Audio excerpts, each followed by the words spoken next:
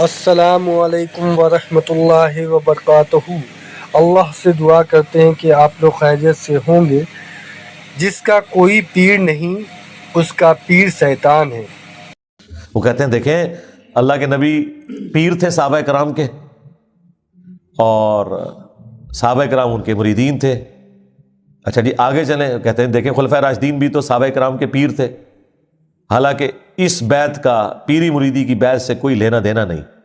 نبی علیہ السلام نے جو بیعت لی صحابہ کرام سے، ایک تو ایمان کے لیے، پلس وہ اللہ تعالیٰ کے ریپریزنٹیٹو تھے آن دا فیس آف ارتھ، اور ان سے اختلاف نہیں ہو سکتا تھا۔